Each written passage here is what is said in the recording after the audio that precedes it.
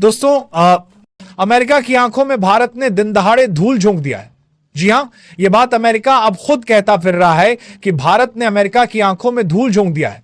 असल में हुआ यह कि अभी तक भारत ने अमेरिका के साथ कोई भी ट्रेड समझौता नहीं किया और अमेरिका के सभी दबाव फेल हो चुके हैं। लेकिन वहीं नजर घुमाकर देखी जाए तो एक और तालिबान के विदेश मंत्री जो कभी भारत नहीं आए थे, वो ट्रंप के मुंह पर अमेरिकी प्रतिबंधों का तमाचा मारकर भारत आ गए।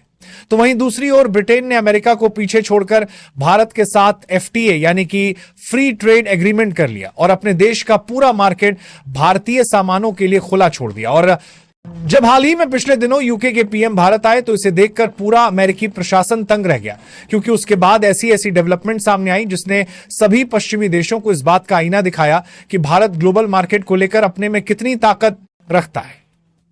तो चलिए पूरी डेवलपमेंट का दरवाजा आपके सामने इसी वीडियो में खोलते हैं।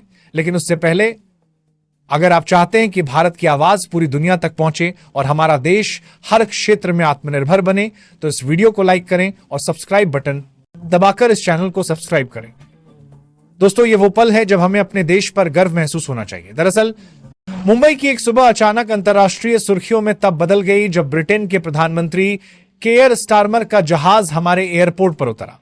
चारों ओर ब्रिटिश झंडे लहरा रहे थे, सुरक्षा का पूरा बंदोबस्त था और भारतीय मेहमान नवाजी अपने चरम पर दिख रही थी।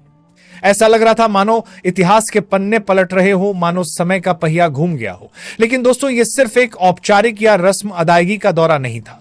यह वह ऐतिहासिक पल था जब ब्रिटेन, जिसने कभी भारत पर सैकड़ों सालों तक हुकूमत की थी, जिसने हमारी धरती को लूटा था, आज अपने आर्थिक फायदे और अस्तित्व के लिए भारत के दरवाजे पर हाथ जोड़कर खड़ा था। स्टारमर की मुस्कुराहट में आत्मविश्वास कम और राहत की सांस ज्यादा दिखाई दे रही थी। ब्रेक्जिट यानी कि यूरोपीय यूनियन से बाहर निकलने के बाद ब्रिटेन की अर्थव्यवस्था लड़खड़ा रही थी, हिल रही थी और भारत उसके लिए वो मजबूत सहारा बन गया जिसे पकड़कर वह फिर से संतुलन चाहता है, फिर से खड़ा होना चाहता है। ब्रिटिश प्रधानमंत्री के साथ 100 से ज्यादा बड़े उद्योगपति और बिजनेस लीडर्स आए थे। ये कोई साधारण डेलीगेशन का हिस्सा नहीं थे, बल्कि ये उम्मीद और आशा का प्रतीक थे कि भारत से व्यापार ही ब्रिटेन को डूबने से बचा सकता है। वहीं ब्रिटेन, जिसने कभी भारत को बेरहमी से लूटा, आज भारत से व्यापार की भीख मांग रहा था और यह देखकर हर भारतीय का सीना गर्व से चौड़ा हो जाना चाहिए। जब स्टारमर मंच पर खड़े होकर बोले कि ये यूके का अब तक का सबसे बड़ा ट्रेड मिशन है, उनकी आवाज में इतिहास का बोझ और वर्तमान की मजबूरी दोनों साफ झलक रहे थे। Bharat UK free trade agreement ने ब्रिटेन में नई राजनीतिक हलचल पैदा कर दी है। स्टारमर इसे अपनी सबसे बड़ी उपलब्धि और कामयाबी बता रहे हैं, क्योंकि अब तक किसी भी ब्रिटिश प्रधानमंत्री ने इतनी बड़ी और महत्वपूर्ण डील नहीं की थी। ब्रिटिश मीडिया इसे ब्रेक्जिट के बाद की सबसे बड़ी जीत और सफलता बता रहा है। लेकिन दोस्तों, असली और सबसे बड़ा फायदा भारत का है और यह समझना बेहद जरूरी है।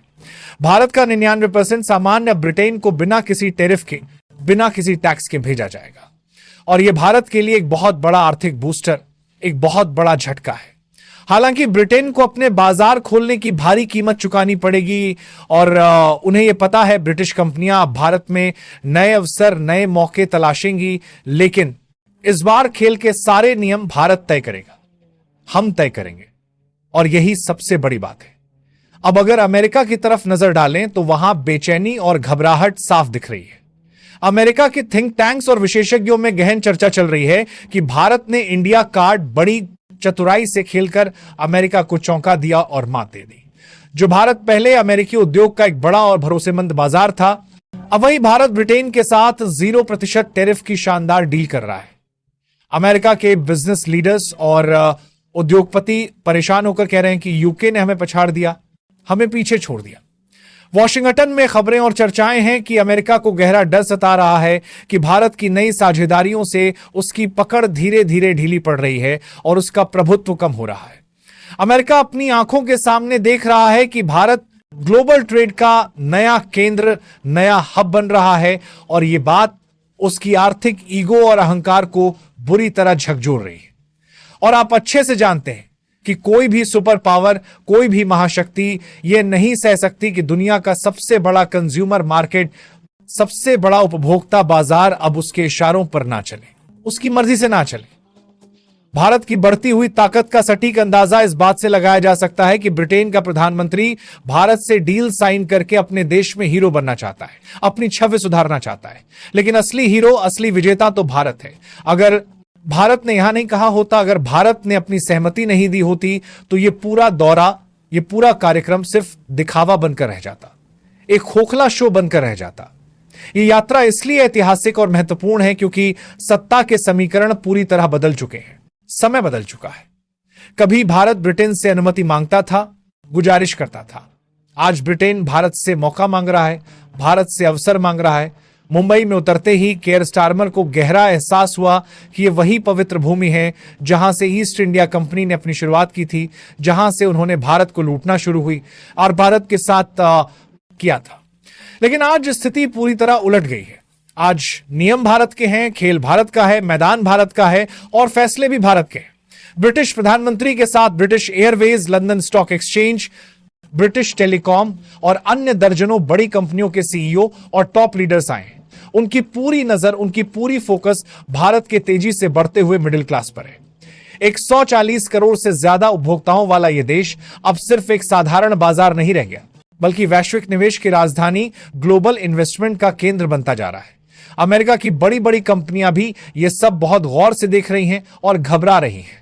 यही कारण है कि सिलिकॉन वैली के विशेषज्ञ और एनालिस्ट मान रहे हैं कि अगर भारत ने ब्रिटेन के साथ ये बड़ा कदम उठाया है, तो जल्द ही यूरोप और एशिया के बाकी देश भी इसी दिशा में बढ़ेंगे, इसी रास्ते पर चलेंगे। यानी अमेरिका की मोनोपोली, अमेरिका का एकाधिकार धीरे धीरे टूटने लगा है। यही कारण है कि अमेरिकी मीडिया इसे एक बड़ा वेकअप कॉल, एक चेतावनी कह रहा है। भारत यूके के बीच व्यापार का लेवल पहले 56 अरब डॉलर था, जो बहुत बड़ी रकम थी। अब टारगेट यह है कि 2030 तक इसे दोगुना करके 112 अरब डॉलर तक पहुंचाना है। ब्रिटेन को पूरी उम्मीद और भरोसा है कि यह शानदार डील उसके उद्योगों में नई जान डालेगी, नई ऊर्जा भरेगी। जबकि भारत की मुख्य नजर टेक्नोलॉजी ट्रांसफर और बड़े निवेश पर है। मुंबई में भव्य स्वागत देखकर ब्रिटिश मीडिया खुशी से चहक गए।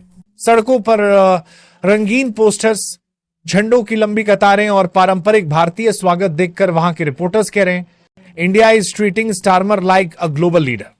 लेकिन असलियत और सच्चाई यह है कि भारत अब खुद एक ग्लोबल लीडर बन चुका है और ब्रिटेन सिर्फ एक मेहमान है, एक विजिटर है। ब्रिटेन के लिए यह यात्रा सिर्फ व्यापार नहीं, बल्कि अस्तित्व की लड़ाई है। सर्वाइवल का सवाल है। ब्रेक्जिट के बाद उसका यूरोपीय बाजार सिकुड़ गया, महंगाई तेजी से बढ़ी, रोजगार घटे और विदेशी निवेशकों ने पीठ फेर ली।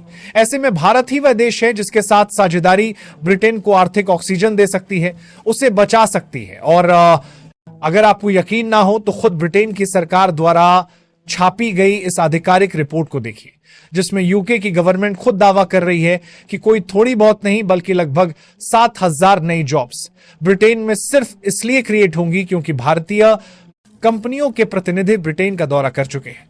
असल में 64 भारतीय कंपनियां ब्रिटेन में 1 अरब पाउंड से अधिक का विशाल निवेश करेंगी।